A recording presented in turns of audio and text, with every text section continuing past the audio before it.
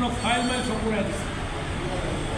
সন্ধ্যার সময় ঢুকে আমাদের জাতীয় টিভি সন্ধ্যা করেছে, মানে সরকার এত হত্যাকাণ্ড করার পরে পাঁচল হয়ে এই কামগুলো করে ব্যালেন্স করতে চাইছে। এখনটা বলছে আমরা হত্যা করিনি, কিন্তু এগুলো মাত্র কেউ এবং কেউ কেউ করে সরকারের পুলিশ বাহিনীর সঙ্গে ছিল, তার পেট্রোল বাহিনীর সাবযুক্ত ছিলই, এবং এর সঙ্গে অন্য কোনো বিদেশি বাহিনী সরকারের সঙ্গে ছিল, যারা বলছে মুভের থেকে আসছে, মুভে গুলি করো, আঁকড়ে করো, তাই না? আঁকড়ে এই কষ্টের মধ্যে দিয়ে একটা অভ্যুত্থানের মধ্যে সরকারি হয়েছে।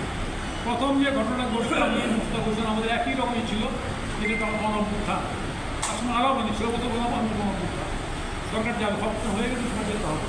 মজার করে বাংলাদেশে বলছিলেন রাজনীতি এবং গবেষক ভালো চিন্ত বলবেন সাক্ষাৎকার দিয়ে বলছে এর মতো গণঅভ্যুত্থান সূত্র আমরা কত ছিল সিরিয়াসলি সমানে স্লোগান দিচ্ছি, মিছিল করছি, বিডি চেয়ারম্যান মেম্বার ধারা করছি, ডাকাত ধরছি, চোর ধরছি, মারছি, সমস্ত কিছু করছি, একদম এপ্রিল মিছিল করছি, ছাত্র দিচ্ছি।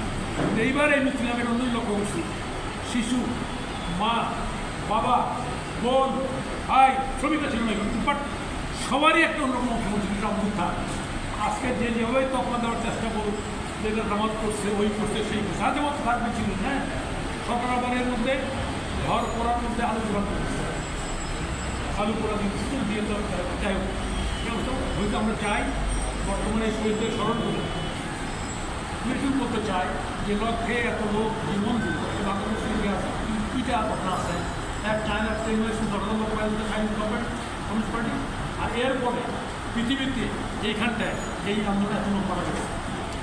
আমরা এই সামগ্রিক হত্যাকাণ্ডের বিচার চাই, তদন্ত চাই, সঠিক বিচার চাই, এবং সরকার যে দলীয়করণ সৃষ্টি করে পুলিশ বাহিনী থেকে শুরু করে বিচার বিভাগকে করছে, এটারও আমরা একটা ভালো ন্যায় নীতি তারা আমরা চাই।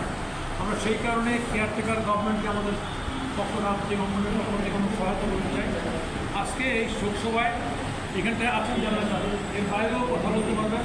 আমি প্রথমে সাধারণ সাজুকে এই পাশে এসে এই শহীদদের স্মরণে আমি কিছু কথা বলার জন্য আমি অনুরোধ করছি।